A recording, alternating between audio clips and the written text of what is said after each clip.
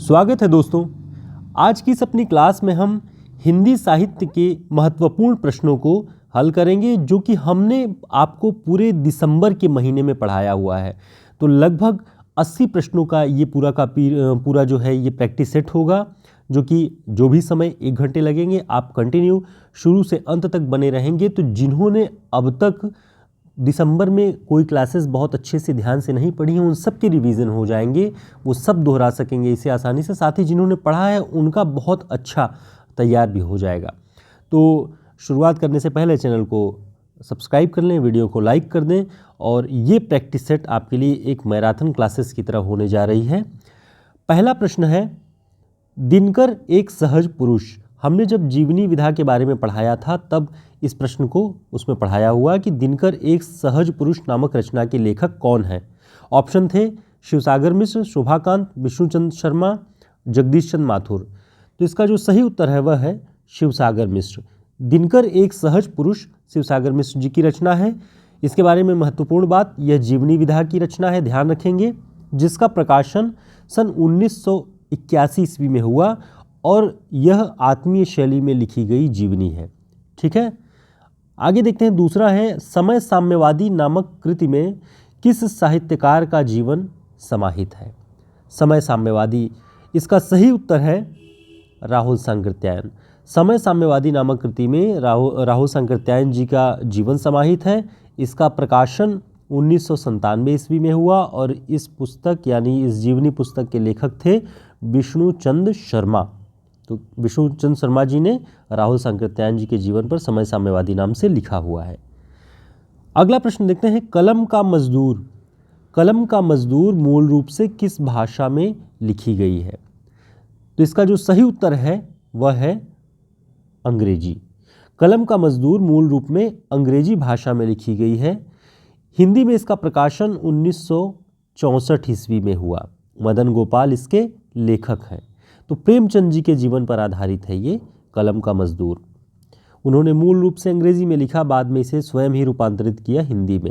इस तरह के सभी प्रश्नों का पूरा प्रैक्टिस सेट आपको हमारे हिंदी साहित्य के शॉर्ट नोट्स में मिल जाएंगे। आप हमारे इस व्हाट्सएप नंबर पर संपर्क करके इसे ऑर्डर कर सकते हैं।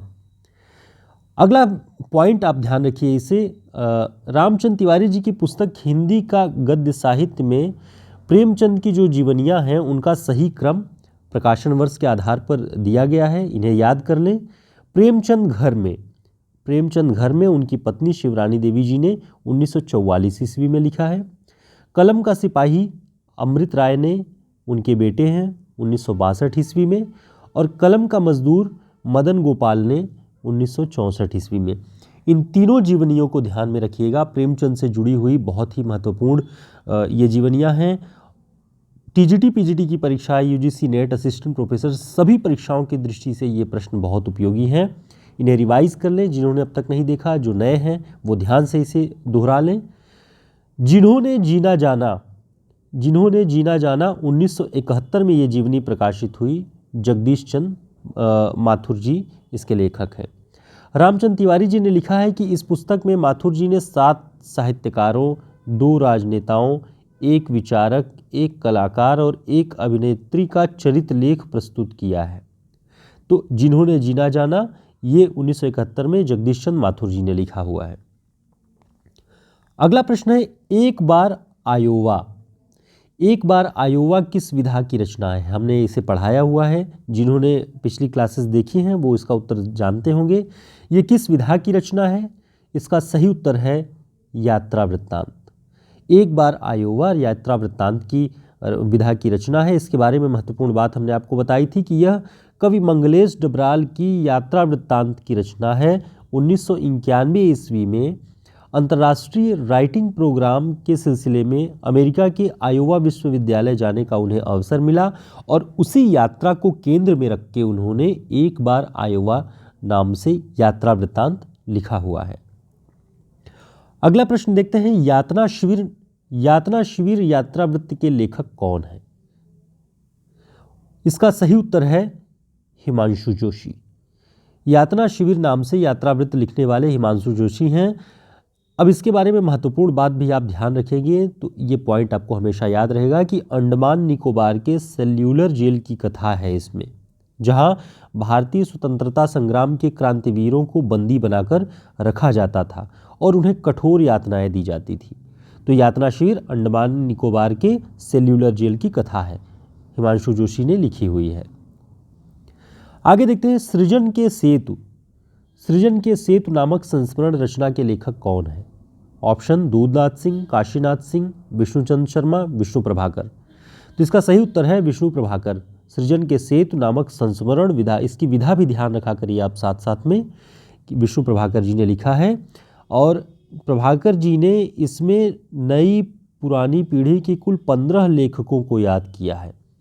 तो प्रश्न कुछ भी बन सकता है कि सृजन के सेतु में विष्णु प्रभाकर जी ने कुल कितने साहित्यकारों या लेखकों पर लेख लिखे हैं? तो कुल 15 रचनाकारों पर उन्होंने लिखा हुआ है।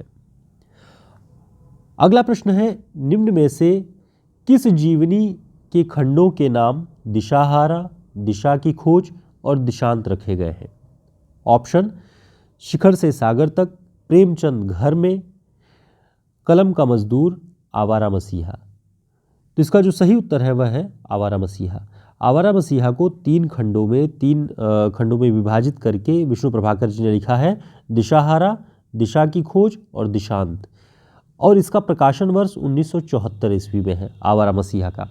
हमने आवारा मसीहा पे एक पूरी स्पेशल क्लास बनाई हुई है जिसमें हमने पूरे तथ्य वहाँ पर दिए हैं कि भूमिका में उन्होंने क्या लिखा है प्रभाकर जी ने, कि कितने वर्ष लगे उन्हें आवारा मसीहा लिखने में, और अगर 14 वर्ष लगे तो वो कब से कब तक वो टाइम पीरियड रहा है, वो सारी बातें उन्होंने भूमिका में बताई हैं।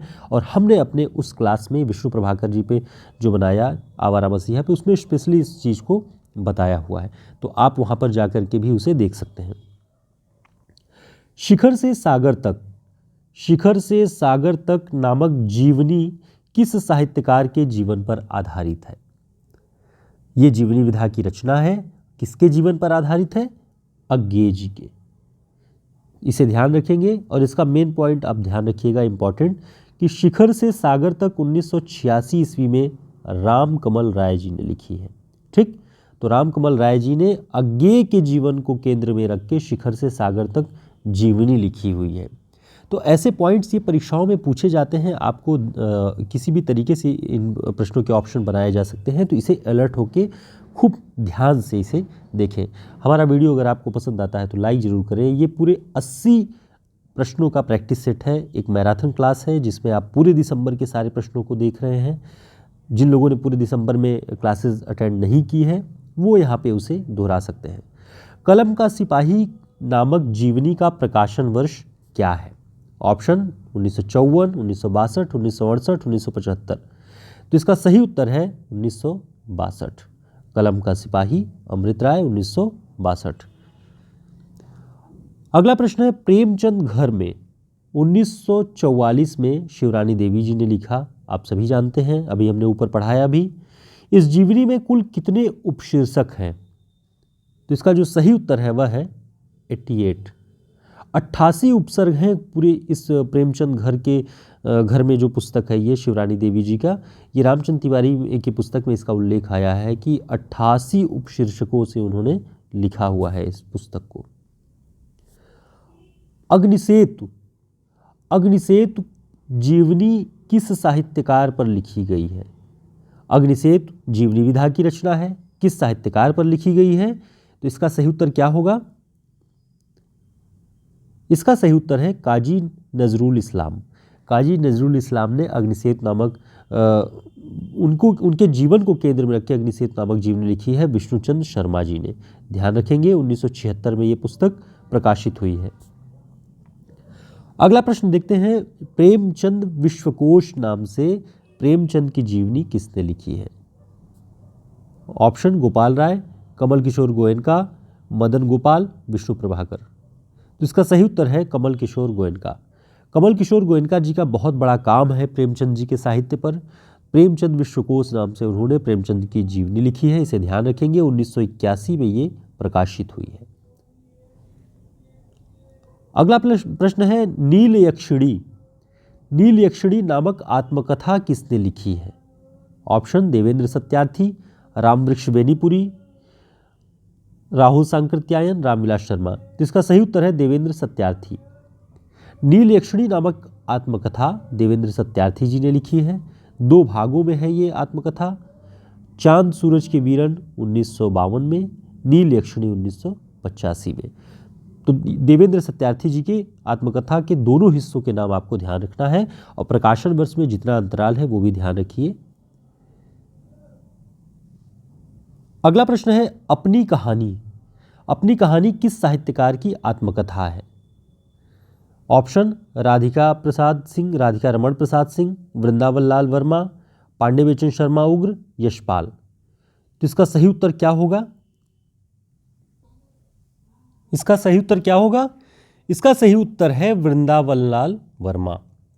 वृंदावन लाल वर्मा जी की ये आत्मकथा है अपनी कहानी। 1972 रामचंद्र तिवारी जी की पुस्तक में है। सरस्वती पांडे वाली बुक में आप देखेंगे 1970 मिलेगा। तो एवरेज आप इसे यही ध्यान रखेंगे कि वृंदावन लाल वर्मा जी का है 1970 से 72 के बीच में।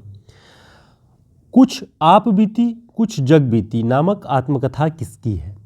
ऑप्शन बालकृष्ण भट्ट, महावीर प्रसाद द्विवेदी, प्रताप नारायण मिश्र, भारतेंदु हरिश्चंद्र। तो इसका सही उत्तर क्या है? इसका सही उत्तर है भारतेंदु हरिश्चंद्र। कुछ आप बीती कुछ जग बीती भारतेंदु हरिश्चंद्र की आत्मकथा है। बच्चन सिंह लिखते हैं कि यह अधूरा है। बच्चन सिंह और आगे लिखते हैं कि ठीक ठिकाने की आत्मकथाएं राजेंद्र यादव, राजेंद्र प्रसाद, राहुल संकृत्यायन और हरिवंश राय बच्चन जी ने लिखी हुई हैं। तो इसे ध्यान रखिएगा आप। उत्तर योगी नामक जीवनी किस प्रसिद्ध व्यक्तित्व पर आधारित है? उत्तर योगी और जीवनी विधा किस प्रसिद्ध व्यक्तित्व पर आधारित है? इसका सही उत्तर श्री अरविंद। अब श्री अरविंद जी के जीवन पर आधारित है ये उत्तर योगी और लिखा किसने है? शिव प्रसाद सिंह जी ने 1972 ईस्वी में लिखा है। तो ये सारे पॉइंट्स आप ध्यान रखेंगे। हमने इसे पढ़ाया हुआ है, हम यहाँ केवल रिवीजन करवा रहे हैं ताकि आपने 1 महीने के भीतर पढ़ के जिन चीज़ों को छोड़ दिया है आप उसे आसानी से रिवाइज कर लें एक जगह। धिक जीवन जो पाता ही आया है विरोध, ये पंक्ति किसके जीवन का सत्य प्रकट करती है? ऑप्शन निराला, हनुमान, लक्ष्मण, विभीषण। तो इसका सही उत्तर है निराला। यह माना गया है कि राम की शक्ति पूजा में निराला के जीवन के संघर्ष की अभिव्यक्ति हुई है। तो जब राम परेशान होते हैं, जो कमल अंतिम कमल चोरी हो जाता है, जो वो शक्ति को देवी शक्ति को चढ़ाने वाले होते हैं, उस वक्त वो कहते हैं कि धिक जीवन जो पाता ही आया विरोध, वो राम के मुख से कहलवाया है निराला जी ने और निराला जी के जीवन का संघर्ष एक तरह से माना जाता है। तो ध्यान रखेंगे ये पंक्ति धिक जीवन जो पाता ही आया विरोध राम की शक्ति पूजा से उद्धृत है। और महत्वपूर्ण बातें जानेंगे निराला जी की रचनाओं के बारे में कि सरोज स्मृति का प्रकाशन 1935 में हुआ। हिंदी का सर्वश्रेष्ठ तथा प्रथम शोक गीत माना जाता है ये। इसके रचनाकार निराला को मुक्त छंद का प्रवर्तक माना जाता है। निराला जी के बारे में और जानिए कि अनामिका 1928 में इनका प्रथम काव्य संग्रह है और प्रथम कविता इनकी जूही की कली 1916 ईस्वी में प्रकाशित हुई। ध्यान रखेंगे। अगला प्रश्न है कुट्टी चातन उपनाम से किसके व्यक्तिपरक निबंध छपे? कुट्टी चातन ये उपनाम था किसका और कैसे निबंध? व्यक्तिपरक निबंध। तो इसका जो सही उत्तर है वह है अज्ञेय। अज्ञेय जी ने व्यक्तिपरक निबंध जो लिखे वो कुट्टी चातन नाम से। तो ध्यान रखेंगे इस बात को। आगे हम अज्ञेय जी के बारे में और महत्वपूर्ण कुछ बातें जानते हैं। अज्ञेय जी का जन्म 1911 में हुआ, ये ध्यान रखेंगे। इनका प्रथम काव्य संग्रह भग्नदूत 1933। इन्हें प्रयोगवाद और नई कविता का शलाका पुरुष कहा जाता है। अब देखिए एक प्रश्न के बहाने कितने सारे प्रश्न आपके तैयार हो जाते हैं। जब आप एक रचनाकार की बात करते हैं तो उससे जुड़े हुए और सारी बातें तैयार करते हैं, तो इस तरह से आपकी तैयारी पुख्ता हो जाती है। इनकी जो प्रसिद्ध कविताएं हैं नदी के द्वीप, असाध्य वीणा, कलगी बाजरे की। अज्ञेय जी के निबंध संग्रहों की बात करें तो त्रिशंकु, सब रंग और कुछ राग, धार और किनारे, युग संधियों पर, ये महत्वपूर्ण इनके निबंध संग्रह हैं। तो इन्हें भी नाम ध्यान रखिएगा, बहुत महत्वपूर्ण है ये सभी। आगे देखते हैं हिंदी साहित्य के इतिहास को 7 प्रकरणों में किस साहित्यकार ने, किस इतिहासकार ने विभाजित किया है? ऑप्शन मिश्र बंधु, राम कुमार वर्मा, ग्रियर्सन, बच्चन सिंह। तो इसका जो सही उत्तर होगा वह है डॉक्टर राम कुमार वर्मा।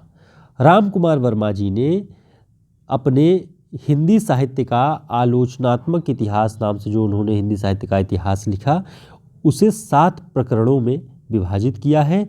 उनका यह ग्रंथ 1938 ईस्वी में प्रकाशित हुआ और इसी में 7 प्रकरणों में उन्होंने विभक्त किया हुआ अपनी पुस्तक को।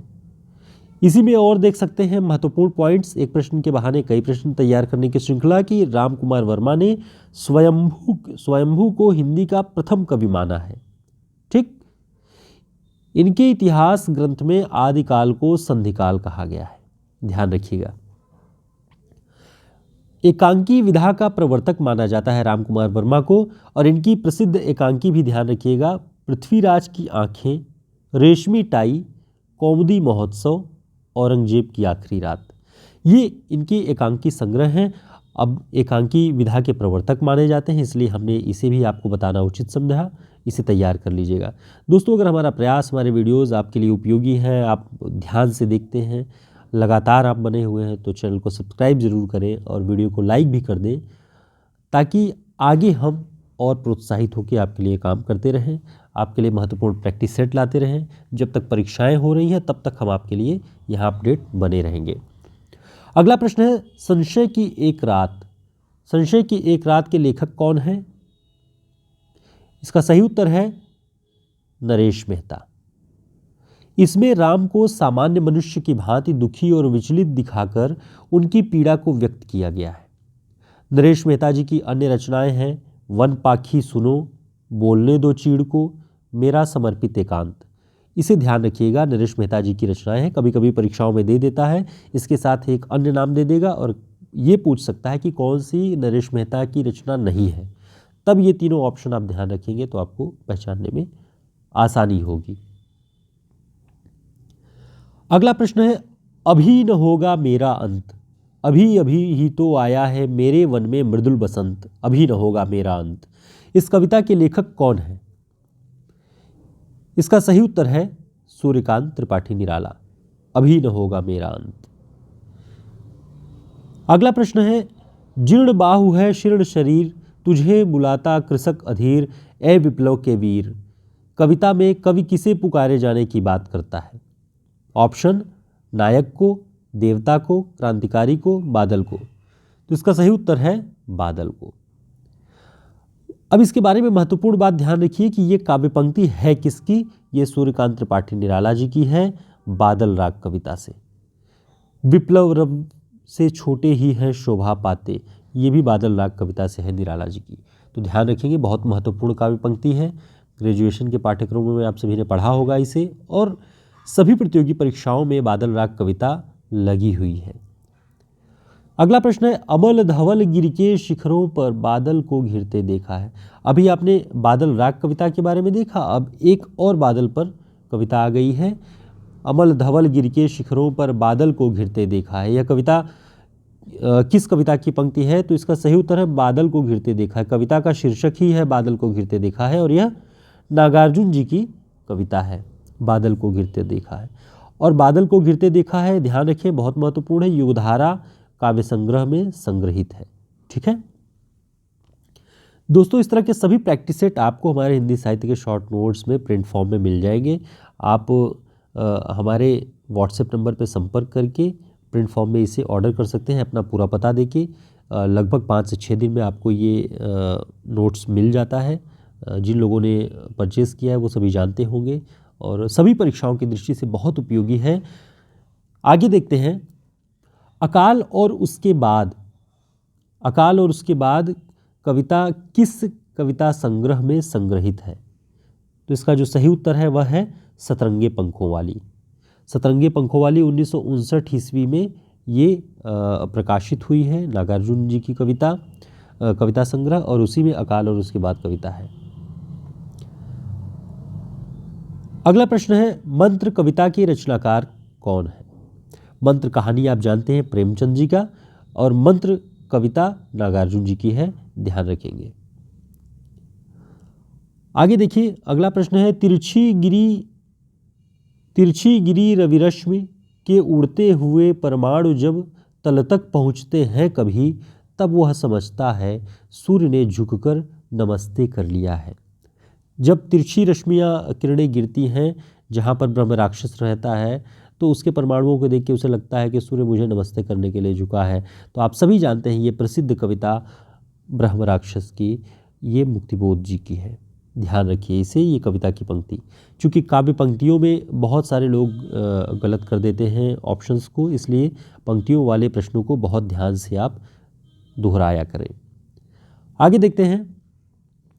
सावधान मनुष्य यदि विज्ञान है तलवार, तो इसे दे फेंक तज मोह स्मृति के पार। यह पंक्तियाँ किस रचनाकार की हैं? तो सही उत्तर है दिनकर जी की। सावधान मनुष्य यदि विज्ञान है तलवार, तो इसे दे फेंक तज कर मोह स्मृति के पार। इसे फेंक दो अगर ये जो है तलवार की तरह मनुष्य के जीवन में काम आती है। तो ये दिनकर जी लिखते हैं और ये दिनकर की कुरुक्षेत्र काव्य संग्रह की पंक्तियाँ हैं। कुरुक्षेत्र रचना की पंक्तियाँ हैं, ध्यान रखेंगे।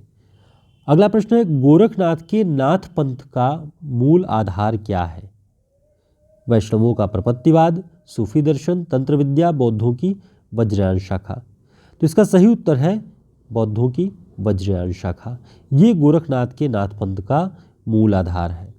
इसके बारे में और बातें देखते हैं कि महासुखवाद की जो अवधारणा थी, वो अवधारणा बौद्धों की वज्रयान शाखा में पाई जाती थी और वज्रयान शाखा के योगी ही सिद्ध नाम से प्रसिद्ध हुए।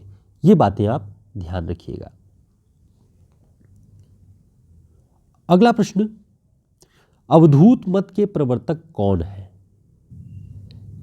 इस प्रश्न का उत्तर आप सभी देंगे क्योंकि हमने इसे पढ़ाया हुआ है और कई बार हमने रिवीजन क्लासेस में इसको बताया है कि अवधूत मत के प्रवर्तक कौन है। चारों ऑप्शन देखें और इसके बारे में हमने आपको महत्वपूर्ण बात बताई थी कि सिद्ध मत, सिद्ध मार्ग, योग संप्रदाय, अवधूत मत भी इसे कहा जाता है। बच्चन सिंह लिखते हैं। तो इस अवधूत मत के प्रवर्तक कौन है ये कमेंट करके आप बताएंगे, ताकि हम देख सकें कि अब तक किन लोगों ने पढ़ा और उनके रिवीजन मजबूती से हो सके हैं। धूत कहो, अवधूत कहो, रजपूत कहो, जुलाहा कहो को, यह पंक्ति किस मध्यकालीन कवि की है? तो इसका सही उत्तर क्या होगा? इसका सही उत्तर है गोस्वामी तुलसीदास। ध्यान रखेंगे, महत्वपूर्ण पंक्ति है। डॉक्टर बच्चन सिंह के अनुसार स्वयंभू का पौमचर्यु अधूरा ग्रंथ है, उसे किसने पूरा किया? ऑप्शन जल्हड़, पुष्यदंत, त्रिभुवन, इनमें से कोई नहीं। तो इसका सही उत्तर है त्रिभुवन। डॉक्टर बच्चन सिंह लिखते हैं कि स्वयंभू का ये पौमचर्यु अधूरा ग्रंथ है और इसे उनके पुत्र त्रिभुवन जी ने पूरा किया है। ध्यान रखें और ये उनका स्टेटमेंट बच्चन सिंह का देखें कि स्वयंभू द्वारा पौमचर्यु पूरा नहीं हुआ। जिस प्रकार चंद्रवरदाई का पृथ्वीराज रासो उनके पुत्र जल्हड़ ने पूरा किया, चंद्रवरदाई के पुत्र जल्हड़ ने, उसी प्रकार स्वयंभू के अधूरे काम को उनके पुत्र त्रिभुवन ने पूरा किया। तो पौमचर्यु अधूरा था और इसे पूरा किया स्वयंभू के पुत्र त्रिभुवन ने, इसे ध्यान रखें। अगला प्रश्न है, प्रबंध चिंतामणि के लेखक किस धर्म में दीक्षित थे? तो इसका सही उत्तर क्या होगा? जैन धर्म में। अब इसके बारे में महत्वपूर्ण बातें देखिए कि इस रचना के लेखक मेरुतुंग प्रसिद्ध जैन आचार्य थे और इसीलिए कहा जाता है जैनाचार्य मेरुतुंग। प्रबंध चिंतामणि इन्हीं की रचना है और 1304 ईस्वी में इसकी रचना हुई है। ध्यान रखिएगा, प्रबंध चिंतामणि। अगला प्रश्न है, संदेश रासक के रचनाकार कौन है? संदेश रासक, इसका सही उत्तर है अब्दुल रहमान। यह एक विरह काव्य है, ध्यान रखेंगे। और एक विरहिणी नायिका एक पथिक को अपना दूत बनाकर अपना निवेदन अपने प्रिय के पास पहुंचाने की कामना रखती है। संदेश रासक इसी पर आधारित एक लोक कथा है, एक तरह से माने अब्दुल रहमान जी ने लिखा हुआ है। अगला प्रश्न है, कीर्तिलता की भाषा क्या है? कीर्तिलता विद्यापति जी की रचना है, इसकी भाषा क्या है? ऑप्शन में है प्राकृत, मागधी, अवहट्ट और पैशाची। तो इसका सही उत्तर है अवहट्ट। कीर्तिलता की भाषा अवहट्ट है। अवहट्ट परिनिष्ठित अपभ्रंश के आगे की विकसित भाषा है, यानी अपभ्रंश जब परिनिष्ठित हो गई तब जो है अवहट्ट भाषा वहाँ से निकलती है। बच्चन सिंह जी ने लिखा, कि कीर्तिलता में राजाओं, बादशाहों, नगरों, युद्धों आदि का वर्णन एक बंधी हुई परिपाटी पर किया गया है। हर राजा प्रताप में विक्रमादित्य को पछाड़ देता है, दान में बलि को और कर्ण को पीछे छोड़ देता है, भोग में इंद्र बहुत पीछे रह जाते हैं। इस तरह के वर्णन जो एक परिपाटी में चले आ रहे थे, कीर्तिलता में भी वही दिखाई पड़ता है। विद्यापति जी ने इसे लिखा हुआ है। अगला प्रश्न है, विद्यापति की कविता का स्थापत्य श्रृंगारिक है, यह कथन किसका है? तो इसका जो सही उत्तर है वो है बच्चन सिंह। विद्यापति को अपरूप का कवि भी कहा जाता है, अपूर्व रूप जिसे कहा जाता है उसे ही अपरूप कहा जाता है। लोरिक चंदा की कथा की जो ये कहानी है वो किस रचना में पाई जाती है? लोरिक चंदा, तो इसका सही उत्तर है चंदायन। लोरिक चंदा की कथा चंदायन में पाई जाती है, यह लोक गाथा है। लोरिक एक लोक गाथात्मक पुरुष है जो मिथकी पात्र बन गया है। मिर्जापुर, बलिया, भोजपुर, भागलपुर आदि पूर्वांचल क्षेत्रों में ये लोरिक चंदा की कथा बहुत प्रसिद्ध है। मुल्ला दाऊद की रचना चंदायन है, इसे ध्यान रखेंगे। अगला प्रश्न है, चंपू काव्य का उदाहरण कौन सा है? तो इसका जो सही उत्तर है वह है राउरवेल। राउरवेल जो है वो चंपू काव्य का उदाहरण है। राउरवेल का अर्थ क्या है उसे भी ध्यान रखें, राजविलास। इसकी भाषा अपभ्रंश है पर इसका गद्य लोक भाषा मिश्रित है, बच्चन सिंह लिखते हैं। तो ये बातें भी इन रचनाओं के बारे में आपको ध्यान रखनी चाहिए जिससे आसानी से आपको याद रहेंगे। प्राकृत पैंगलम किस विषय से संबंधित रचना है?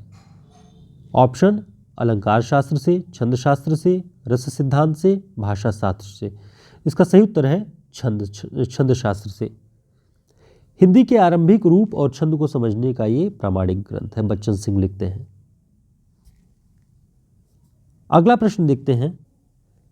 अगला प्रश्न है, रचना और रचनाकार की दृष्टि से कौन सा विकल्प सुमेलित नहीं है? ये ध्यान देना है हमें।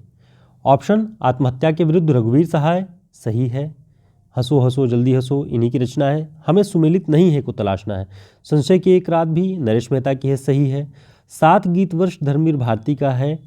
प्रमथ्य गाथा धर्मवीर भारती का है, आप जानते हैं। अरण्या जो है वो नरेश मेहता की है, अज्ञेय की रचना नहीं है, ध्यान रखेंगे।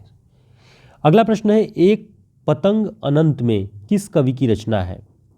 तो हमने बताया था आपको, ये अशोक वाजपेयी जी का काव्य संग्रह है, एक पतंग अनंत में, ध्यान रखेंगे। अगला प्रश्न है, आलोचना पत्रिका। आलोचना पत्रिका वर्तमान में कहाँ से प्रकाशित होती है? तो इसका सही उत्तर है दिल्ली से, ठीक। और इसके संपादक जो वर्तमान में है आशुतोष कुमार जी हैं, उन्हें ध्यान रखिएगा। एक ही कवि विद्यापति ने 2 प्रकार की भाषा का व्यवहार किया है, पुरानी अपभ्रंश भाषा का और बोलचाल की देसी भाषा का। ये बात किसने लिखी है विद्यापति के बारे में? तो इसका सही उत्तर है रामचंद्र शुक्ल। रामचंद्र शुक्ल जी ने विद्यापति के बारे में लिखा है कि विद्यापति ने 2 तरह की भाषा का इस्तेमाल किया, पुरानी अपभ्रंश का और बोलचाल की देसी भाषा का। शुक्ल जी ने आदिकाल के प्रकरण 1 जो सामान्य परिचय जहाँ पे दिया है आदिकाल का, उसके अंतर्गत इस बात को लिखा हुआ है विद्यापति से संबंधित, ठीक। आगे देखते हैं, स्मृति लेखा संस्मरण पुस्तक के लेखक कौन है? स्मृति लेखा ये संस्मरणात्मक पुस्तक है, इसके लेखक कौन है? अज्ञेय। अनामिका की रचना नहीं है। ऑप्शन है, कविता में औरत, ये अनामिका की रचना है। खुरदुरी हथेलियाँ अनामिका जी की रचना है। गलत पते की चिट्ठियाँ, ये जो है अनामिका जी की रचना है। सांकलों में कैद क्षितिज, ये प्रभा खेतान की रचना है, अनामिका की रचना नहीं है। अब अनामिका जी को किस काव्य कृति पर साहित्य अकादमी का पुरस्कार मिला है, ये कमेंट करके आप बताएंगे। अगला प्रश्न है, कृति और कृतिकार की दृष्टि से कौन सा विकल्प असंगत है? असंगत को तलाशना है। तो आप सभी जानते हैं सूर साहित्य हजारी प्रसाद द्विवेदी जी का है, ये सही है। रीति काव्य की भूमिका नगेंद्र जी का है, ये भी सही है। सिद्धांत और अध्ययन गुलाब राय जी का है, ये एकदम सही है। कछुआ धर्म रामविलास शर्मा जी का नहीं है। कछुआ धर्म चंद्रधर शर्मा गुलेरी जी का है, इसे ध्यान रखिए, तो आपका सही उत्तर ये हो जाएगा। अगला प्रश्न देखते हैं, बिहारी के बहुत से दोहे आर्या सप्तशती और गाथा सप्तशती की छाया लेकर बने हैं, यह किसका कथन है? बिहारी जी के बारे में? ऑप्शन हजारी प्रसाद द्विवेदी, आचार्य रामचंद्र शुक्ल, माता प्रसाद गुप्त, नगेंद्र। तो इसका सही उत्तर है आचार्य रामचंद्र शुक्ल।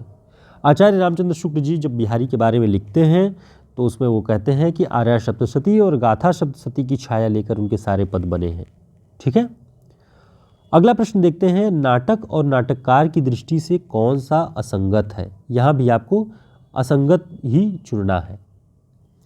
ऑप्शन राजश्री जयशंकर प्रसाद का है, ये सही है, संगत है।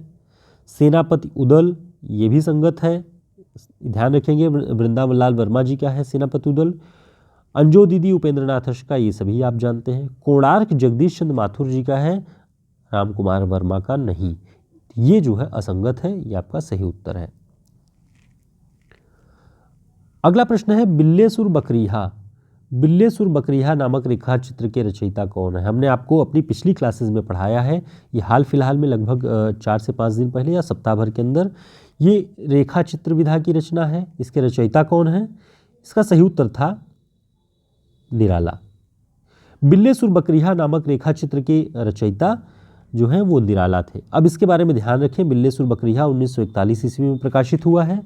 ये कथात्मक रेखा चित्र की श्रेणी में आता है, ध्यान रखें। और कुल्ली भाट भी निराला जी की ही रेखा चित्र की रचना है 1939 में। तो ध्यान रखेंगे, बिल्लेसुर बकरीहा और कुल्ली भाट निराला जी का है, दोनों कथात्मक रेखा चित्र की श्रेणी में आते हैं। अगला प्रश्न है, जयशंकर प्रसाद जी की ब्रजभाषा में लिखी कविताओं का संग्रह किस नाम से प्रकाशित है? ऑप्शन प्रेम पथिक, महाराणा का महत्व, चित्राधार, करुणालय। तो सही उत्तर है चित्राधार। चित्राधार में उनकी ब्रजभाषा में लिखी हुई कविताओं का संग्रह है। चित्राधार का प्रकाशन 1918 है, ध्यान रखेंगे। खड़ी बोली में जयशंकर प्रसाद जी का प्रथम काव्य संग्रह कानून कुसुम है 1913 में। दोस्तों, लंबी क्लासेस में ऊब जरूर होती है, लेकिन हमने यहाँ पे टू द पॉइंट प्रश्नों के आधार पे उत्तर बताते हुए हम आगे बढ़ रहे हैं, ताकि आपका समय भी नष्ट न हो और ज़्यादा से ज़्यादा प्रश्नों का रिवीजन आप कर सकें। नए वर्ष में समृद्ध होकर के इस क्लास को आप पढ़ें, ताकि आपकी तैयारी बेहतर हो सके, आपका समय नाजायज़ न जाए कि 2 घंटे की क्लास में 50 प्रश्न हो। हमने आपको आधे घंटे में ही लगभग 50 प्रश्नों को हल करवाया है और आने वाले 2-4 मिनट में आप और बेहतर प्रश्नों को हल करेंगे। देखते हैं, संघ की राजभाषा हिंदी और लिपि देवनागरी होगी, यह संविधान के किस अनुच्छेद में उद्धृत है? 343। राहुल सांकृत्यायन ने हिंदी साहित्य के आदिकाल को किस नाम से संबोधित किया है? बहुत सामान्य प्रश्न है, कई बार परीक्षाओं में पूछा गया है, टीजीटी पीजीटी में, असिस्टेंट प्रोफेसर में। और इसे आपको ध्यान रखना है कि राहुल सांकृत्यायन जी ने सिद्ध सामंत काल कहा है आदिकाल को। हिंदी काव्यधारा नाम से सिद्धों की चर्यापदों और दोहों का संपादन भी किया है राहुल सांकृत्यायन जी ने। तो कभी भी प्रश्न पूछे कि हिंदी काव्यधारा में किस तरह की रचनाओं का संपादन है, तो सिद्धों की चर्यापदों और दोहों का संपादन किसने किया? राहुल सांकृत्यायन जी ने। अगला प्रश्न है, उदंत मार्तंड भारत में कहाँ से प्रकाशित होता था? ये सारे प्रश्न परीक्षाओं में पूछे गए हैं। इसका सही उत्तर है कलकत्ता से। अब इसके बारे में और महत्वपूर्ण बात देखिए उदंत मार्तंड के बारे में, कि इसका प्रकाशन 30 मई 1826 को शुरू हुआ और इसी 30 मई के आधार पर राष्ट्रीय हिंदी पत्रकारिता दिवस मनाया जाता है। और उदंत मार्तंड के संपादक कौन थे? जुगल किशोर। जिन लोगों ने हमारी क्लासेस अब तक नहीं देखी है उनके लिए हमने विशेष रूप से ऐसा तैयार किया कि जिन्होंने पढ़ लिया है, जिन्होंने पिछली क्लासेस अटेंड की है, उनका रिवीजन हो जाए, नए लोग नए प्रश्नों से परिचित हो जाए, और जो नए हैं हमारे चैनल पे वो चैनल को सब्सक्राइब कर लें, ताकि हम जुड़े रहें और आगे भी महत्वपूर्ण प्रैक्टिस सेटों से आप परिचित होते रहेंगे। यहाँ पर आचार्य रामचंद्र शुक्ल ने रीतिकाल का आरंभ किस कवि से माना है? इसका जो सही उत्तर है चिंतामणि त्रिपाठी। आचार्य शुक्ल रीतिकाल का आरंभ इन्हीं से मानते हैं। वास्तविक परंपरा जो है चिंतामणि त्रिपाठी से चली, ऐसा शुक्ल जी कहते हैं। और रीतिकाल की समय सीमा क्या है? सन 1643 से 1843 तक, ध्यान रखेंगे 200 वर्षों की समयावधि है।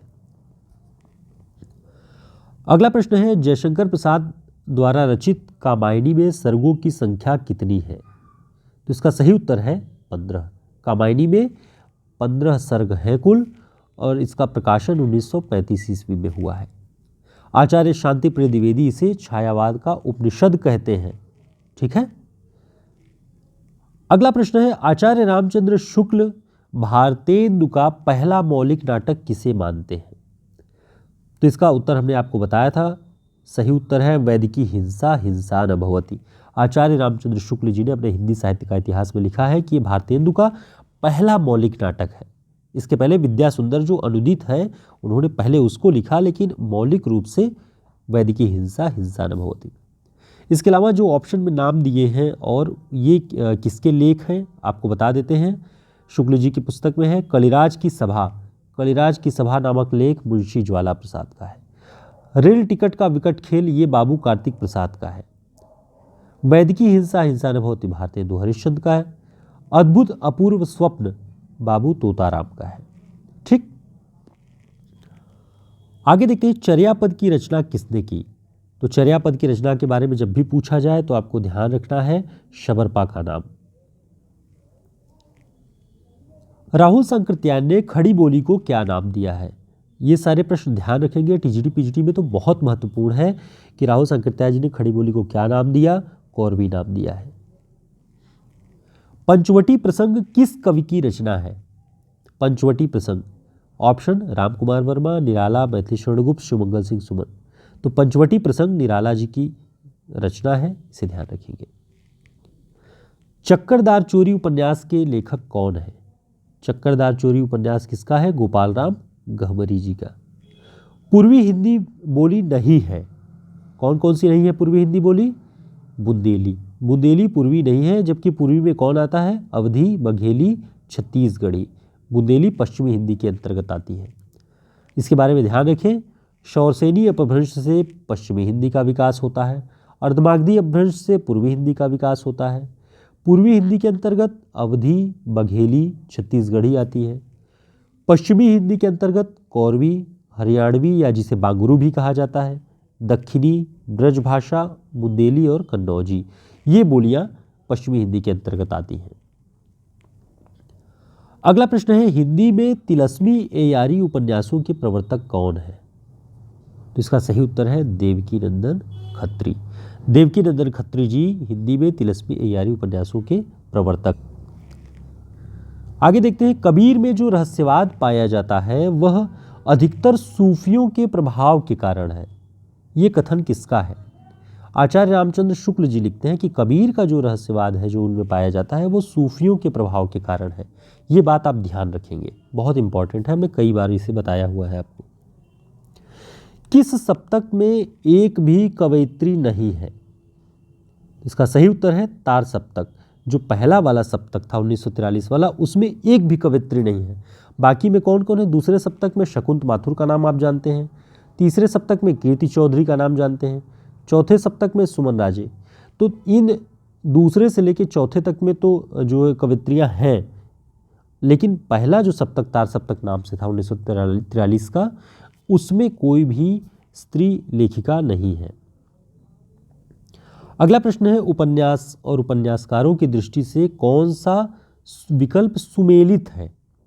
अब देखिए, आपको सुमेलित तलाशना है कि कौन सा सुमेलित है। अब देखिए, अनामदास का पोथा भगवती चरण वर्मा, ये तो हजारी प्रसाद द्विवेदी जी का है, ये तो गलत है।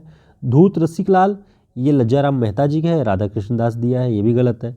जहाज का पंछी इलाचंद्र जोशी जी का उपन्यास है, जनेन्द्र दिया, ये भी गलत है।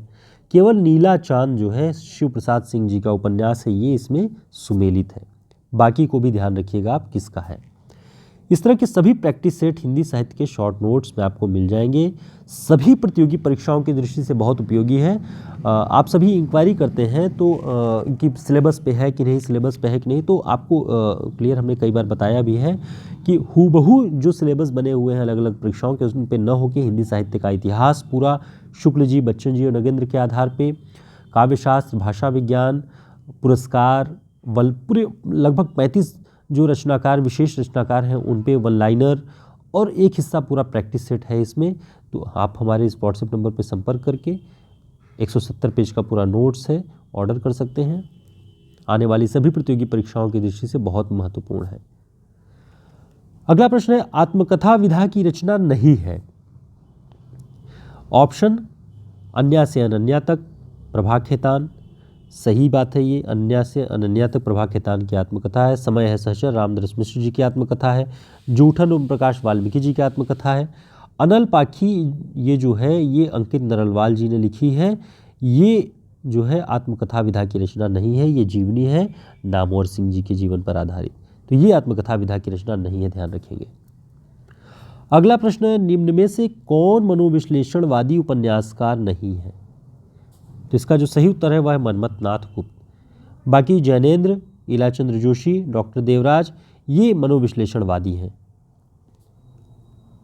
अगला प्रश्न है, कवि और काव्य रचना की दृष्टि से असंगत विकल्प। असंगत विकल्प कौन सा है? देखिए, अज्ञेय का सागर मुद्रा आंगन के पारद्वार सही है। गिरिजा कुमार माथुर का मंजीर शिला पंख चमकीले ये भी सही है। केदारनाथ अग्रवाल का युग की गंगा पूर्वा ये भी सही है।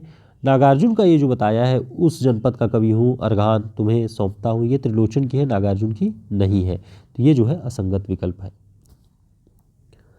अगला प्रश्न है, रससूत्र की आचार्य शंकुक द्वारा की गई व्याख्या को किस नाम से जाना जाता है?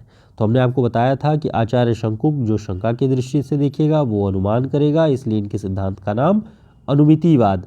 तो रससूत्र की जो आचार्य शंकुक व्याख्या करते हैं उसका नाम है अनुमितिवाद। तो दोस्तों, इतने लगभग 70 प्रश्नों का ये पूरा का पूरा संग्रह था इस मैराथन क्लास में।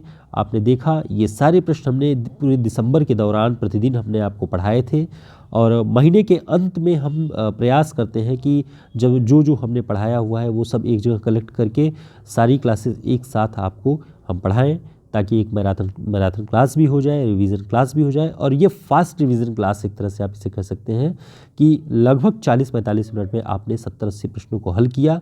और केवल प्रश्नों को नहीं हल किया, उन प्रश्नों के साथ जो महत्वपूर्ण पॉइंट्स होते हैं, एक प्रश्न के बहाने कई प्रश्न हमारे पढ़ाने की जो श्रृंखला है, आपने उसे भी देखा। तो उम्मीद है आपके लिए प्रतियोगी परीक्षाओं के लिए बहुत उपयोगी होगा। चैनल को सब्सक्राइब कर लें, वीडियो उपयोगी लगा हो तो लाइक ज़रूर करें। फिर मिलेंगे एक नई क्लास में, तब तक के लिए नमस्कार, शुभकामनाएं, नववर्ष की ढेर सारी शुभकामनाएं आप सभी को। नमस्कार।